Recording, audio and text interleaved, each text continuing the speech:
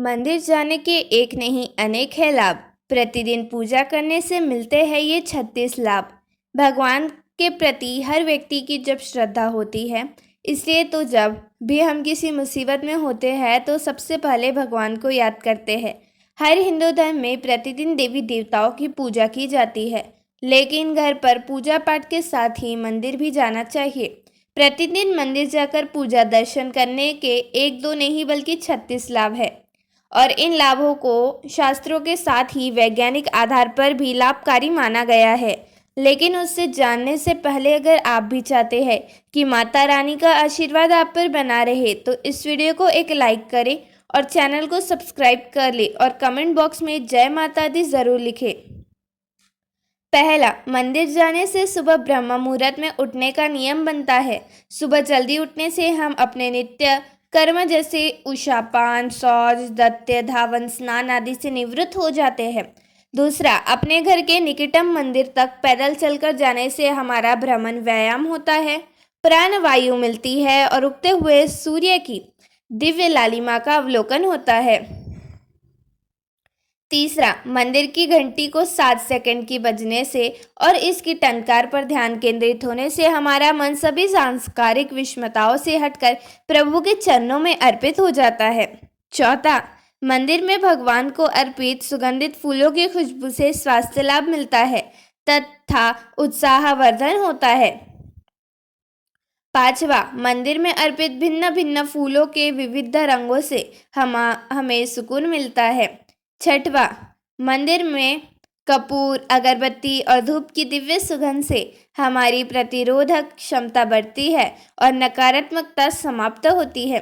सातवां, मंदिर में हमें अपने जीवन के उद्देश्यों को दोहराते हैं और ईश्वर से सफलता का आशीर्वाद मांगते हैं। आठवां, सुबह उठते ही हम उस दिन की कार्य सूची लिखते हैं और उसे मंदिर लेकर जाते हैं। वहाँ उन सभी कार्यों को पूरा करने के लिए कठोर परिश्रम का संकल्प भी लेते हैं। नौवां, जब हम मंदिर में आरती और कीर्तन के दौरान ताली बजाते हैं तो हम इस एक्यूप्रेशर से स्वास्थ्य लाभ मिलता है। 10वां, आरती में बजाई जाने वाली छोटी घंटी से हमारा पितृदोष संतुलित होता है। शायद इसी कारण से गौ माता के गले में भी घंटी बांधी जाती है, क्योंकि ये सर्वमान्य है कि गाय में पित्र ज्यादा होती है। 11वां, आरती के दौरान चालीसा के जाप से हमारी वाणी में दिव्यता आते हैं। ओम के उच्चारण से हमारा चित्त एग्रह होता है। 12वां, आरती के बाद शंख बजाया जाता है, जो श्रद्धालुओं के लिए बहुत सुखदायी तथा स्वास्थ्यवर्धक होता है। 13वां, आरती के बाद हम भारत माता की, गंगा मैया की जय बोलते हैं। हमारी देशभक्ति जागृत होती है। 14, हम मंदिर में आरती के बाद गौ रक्षा तथा गौ हत्या बंद होने का संकल्प लेते हैं। 15, आरती के बाद हम ज्योत पर अपना हाथ घुमाकर अग्नि स्पर्श करते हैं।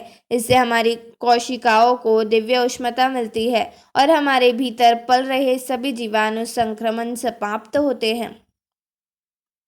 16वां, ज्योत पर हाथ फेरने के उपरांत अपनी उष्ण उंगलियों को आंखों से लगाते हैं। इसकी गर्माहट आंखों के पीछे की सूक्ष्म रक्त वाहिनियों को खोल देती है और उसमें ज़्यादा रक्त प्रवाहित होने लगता है। हमारी आंखों की ज्योति में वृद्धि होती है। 17, ज्योत पर हथेली रखना हमारे द्वारा हुई सभी भूल चूक के प्रायश्चित का भी प्रतीक है। 18, आरती के बाद हम दंडवत होकर माथा धरती पर लगाते हैं। इससे हमारा अहंकार खत्म होकर धरती में समाहित हो जाता है।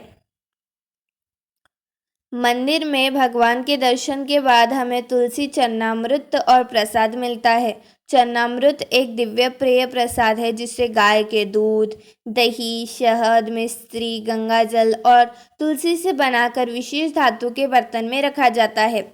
आयुर्वेद के मुताबिक यह चरणामृत हमारे शरीर के तीनों दोषों को संतुलित रखता है।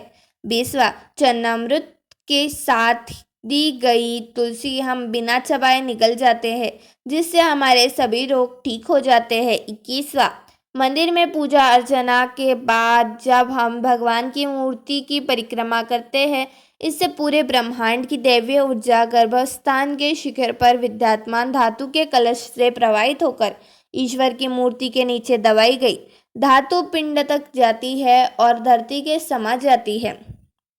22 गर्भस्थान की परिक्रमा के दौरान हमें इस ब्रह्मांडीय ऊर्जा से लाभ मिलता है। 23वां मंदिर की भूमि को सकारात्मक ऊर्जा का वाहक माना जाता है। यह ऊर्जा भक्तों में पैरों के जरिए ही प्रवेश कर सकती है, इसलिए हम मंदिर के अंदर नंगे पांव जाते हैं। 24 मंदिर के बाहर आते हुए फिर से घंटी बजाकर हम सांस्कारिक जिम्मेदारियों में वापस आ जाते हैं। 25 मंदिर में सूर्य को जल अर्पित करने से हम उसके अलौकिक किरणों से लाभान्वित होते हैं। 26वां पीपल बरगद को जल अर्पण करने से हमें वहाँ फैली खास तरह के ऑक्सीजन मिलती है। ये सभी एक दिव्य वृक्ष है जो बहुत अधिक मात्रा में प्राणवायु को चारों ओर विसर्जित करते हैं। इसके पत्ते इतने संवेदनशील होते हैं कि वे रात्रि में भी चंद्रमा की किरणों से ऑक्सीजन पैदा करते हैं। 27 मंदिर में हम तुलसी के पौधे और केले के पेड़ को भी जल लेकर तृप्त होते हैं। 28वां मंदिर के बाहर आकर हम वहां मौजूद जरूरतमंदों को दान पुण्य करते हैं। 29वां मंदिर के माध्यम से हम अपने कमाई का दशम सामाजिक कार्यों में लगाते हैं और समाज में समस्ता सौहार्द्य आता है। 30वां आजकल शहर में घरों में गौ माता रखने का प्रभाव नहीं है, लेकिन हम मंदिर जाकर गौ को ग्रास देकर अपने संस्कारों को जारी रख सकते हैं। 31 प्रतिदिन मंदिर जाने से हमारे नए नए और धार्मिक लोगों से परिचय होता है। 32 मंदिर जाने से हमारी सामाजिक प्रतिष्ठा भी बढ़ती है।